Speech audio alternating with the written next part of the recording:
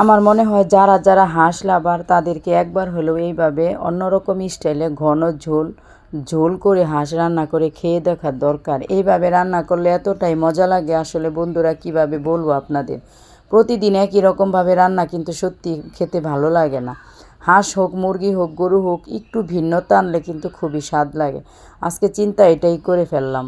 একটু ঝোলও থাকবে, ঝোলটা একদম রোস্টের ঝোলের মতন ঘ্রাণ থাকবে, ঘন থাকবে, আর খেতেও মজা লাগবে। আর ওই রকম ঝোল যদি একটু হয়, 1 চামচ 1 প্লেট ভাত অনায়াসেই খেয়ে ওঠা যাবে। সেই জন্য আজকে অন্যরকম রান্না। তাহলে পাশেই থাকেন, সাথেই থাকেন। আসসালামু আলাইকুম, কোহিনুর মিনি কিচেন অ্যান্ড ব্লগে সবাইকে স্বাগতম। সবাই কেমন আছেন? অবশ্যই আল্লাহর রহমতে ভালো আছেন, আমিও ভালো আছি। কিছু হাঁসের মাংস ছিল ফ্রিজে, সেহরি প্রথম রোজার সেহরি স্পেশাল করে আজকে এই মাংসটা রান্না করবো। আর কিছু করবো না, সাথে একটা শাক ভাজি আর এই মাংসের ঝোল দিয়ে এই ভোর রাত্রে খাওয়া হয়ে যাবে অনায়াসে। সেই জন্য আমি একটা আজকে মশলা বানিয়ে নেব। চুলার উপরে দিয়ে দিলাম একটা কালো বড় এলাচ, একটা সবুজ এলাচ, 2-3 টুকরা দারুচিনি, কয়েক গলা রসুন, তারপরে দিয়ে দিলাম 2টা শুকনা মরিচ। এইগুলো আমি একটু শুকনো খোলায় ভেজে নিব সুন্দর করে। এই মশলাটাই হয়েছে আজকে রান্নার স্পেশালিটি।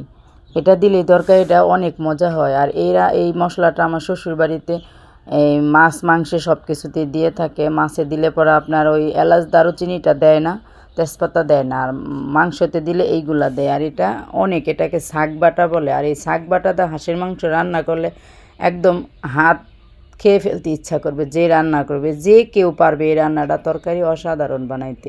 নর্মাল তরকারিটাও অসাধারণ হয়ে যায় এই মশলাটা দিয়ে দিলে। তারপরে দিয়ে দিলাম কিছু আস্ত ধনিয়া আর জিরা, এগুলো একটু ভেজে নিয়েছি 1 মিনিটের মতন। তারপরে দিয়ে দিলাম কিছু পেঁয়াজ কুচি আর কিছু রসুন কুচি, একসাথে ছিল তাই জন্য রসুন কুচিটাও আমি দিয়ে দিলাম। এখন এটা আমি সুন্দর করে ভেজে নেব, একটু বাদামি কালার করে ভেজে নেব। এই তো দেখেন বাদামি কালার চলে আসছে। এখন আমি এটা উঠাইয়া নেব। এখন আমি আরেকটা কড়াই বসিয়ে দেব চুলার উপরে। এই যে উঠিয়ে নিচে, একটু ঠান্ডা হবে। এখন সেই মাংসটা আমি ধুয়ে পানি ঝরিয়ে রাখছি। হাঁসের মাংস অনেকগুলো হাঁসি আমাদের জব করা ছিল, জব করে লোক দেওয়া বেছে রেখে দিছি ফ্রিজে। অনেকবার খেয়েছি, রোজার জন্য একটু রাখছিলাম। একটু তেল দিয়ে দিলাম, তেলটা আরও দিতে হবে, বোতলে নাই, সেই জন্য আনতেছে আমার বাবুঘর থেকে। দিয়ে দিলাম পেঁয়াজ কুচি। এই তরকারিটা বেশিরভাগ পেঁয়াজই স্বাদ করে। আজকে পেঁয়াজ কুচি বা পেঁয়াজ ভাজা বাটা সবটাই দিব। আর একটু তেল দিয়ে এখন আমি পেঁয়াজগুলো হালকা ভাজবো, 1-2 মিনিটও ভাজবো না, ধরেন আধা মিনিট ভাজবো, 30 সেকেন্ডের মতন ভেজে তারপরে আমি হাঁসের মাংসগুলো একসাথে দিয়ে ভেজে নিব। আর ওই যে পেঁয়াজ ভাজা বেরেস্তা সব মশলা একসাথে ব্লেন্ডার করব, সেই জন্য আমি এই পেঁয়াজগুলো ভাজবো না, এভাবেই রাখবো। এখন দিয়ে দিব সেই হাঁসের মাংসগুলো, পানি ঝরিয়ে রাখা ছিল। এখন মাংসগুলা দিয়ে আমি 5 মিনিট 6 মিনিটের মতন ভেজে নিব, আরও বেশি 6-7-8 মিনিটের মতন আমি পেঁয়াজের মধ্যে ভেজে নিব। আজকে রান্নাতে নতুনত্ব কিছু করব, প্রতিদিনের মতন করে রান্না করব না মাখাইয়া বা সব মশলা একসাথে দিয়ে কষিয়ে মাংস দিয়ে। আজকে রান্নাটা আমি একটু ভিন্নতা আনছি, যেহেতু রোজা স্পেশাল রান্না। এই তো দেখেন আমার হাঁসের মাংসটা ভেজে নেওয়া হচ্ছে। এখন দিয়ে দিব খালি শুধু হলুদের গুঁড়াটা দিয়ে আবারও কিছুক্ষণ ভেজে নিব আমি। এই তো দেখেন। আর আমি হাঁসের মাংস, গরুর মাংস, দেশি মুরগির মাংস রানলে ধাপে ধাপে গরম পানি দিয়ে ঝোল দেই অফ ক্যামেরায়। আর আমার তরকারিটা খেতে আমাদের ঘরে রুমে সবাই বলে হাঁসের মাংস, গরুর মাংস আমার হাতের খুবই মজা লাগে ওদের কাছে। এই দিক দিয়ে একটু আমার প্রশংসা শুনতে ভালোই লাগে। অন্য অন্য রান্নাতে প্রশংসা না করলেও এই 2টা রান্নায় আমার খুবই প্রশংসা করে আমার শ্বশুর, আমার শাশুড়ি, আমার ছেলে। হলুদ দিয়েও আমি এখন মাংসগুলো সুন্দর করে ভেজে নিব,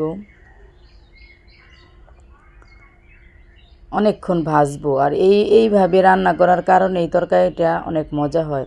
হলুদ দিয়ে ভেজে নেওয়ার পর দিয়ে দিলাম রসুন বাটা, আদা বাটা, রসুন বাটা দিয়ে দিব। আদা বাটাও দিয়েছি। এখন দিয়ে দিলাম হালকা একটু মরিচের গুঁড়া, ধনিয়ার গুঁড়া, কেননা আমার ওইখানে কিন্তু শুকনো মরিচ দেওয়া আছে। আর দিব আমি কাঁচামরিচ ব্লেন্ডার করা, দিয়ে দিছি কাঁচামরিচ ব্লেন্ডার করা। আর দিয়েছি লবণ স্বাদ মতো। আমার বাচ্চায় রোজা রাখবে, ও তো ঝাল খেতে পারে না, সেই জন্য কাঁচামরিচগুলো বেশি ঝাল না, আবাতি মরিচ আমি ব্লেন্ডার করছি তেল দেওয়া টেলে। আগেই করেছি এটা, অন্য ভিডিওতে হয়তো দেওয়া হয়নি। আর সব মশলাগুলো দিয়ে আমি এখন সুন্দর করে আরেকটু ভাজা ভাজা করে নিব তেলের মধ্যে। এখনও কোনো পানি দিব না। এইখানে এইভাবে ধরেন আমি 40 মিনিটের মতন মাংসগুলা ধাপে ধাপে মশলা দিয়ে শুধু কষিয়েই যাচ্ছি।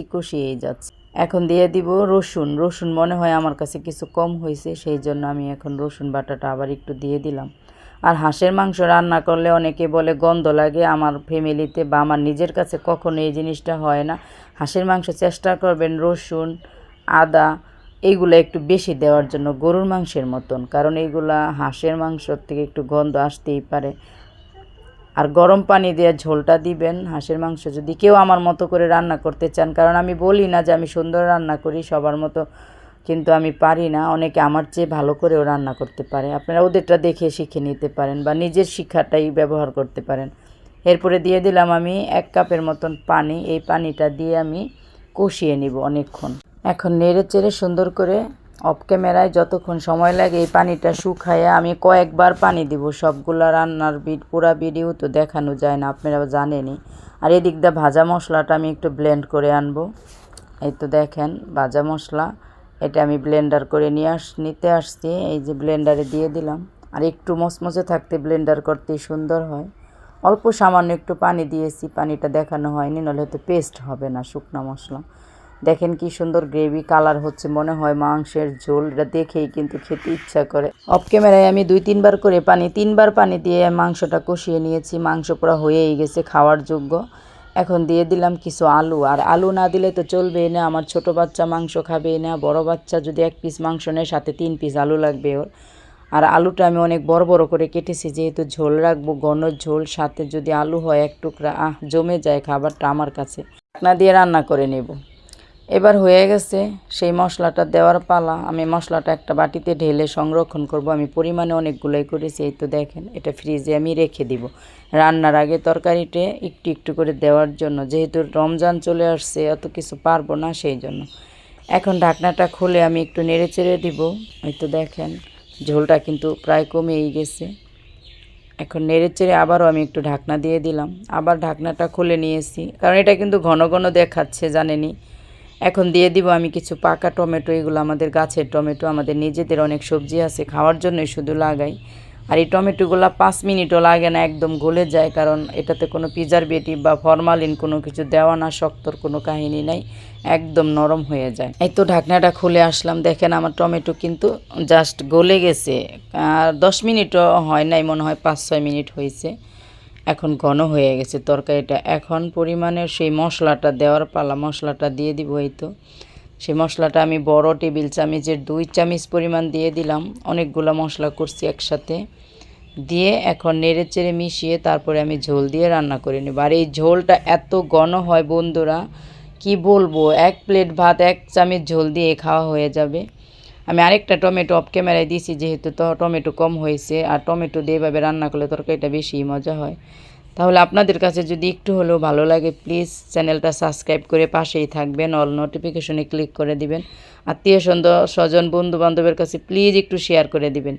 এই তো দেখেন ঝোল দিয়ে রান্নার পরে আমার তরকারির কালারটা কেমন হয়েছে, অনেক সুন্দর লোভনীয় দেখেই লাগছে। তাহলে সবাই অবশ্যই সাপোর্ট করবেন, পাশে থাকবেন।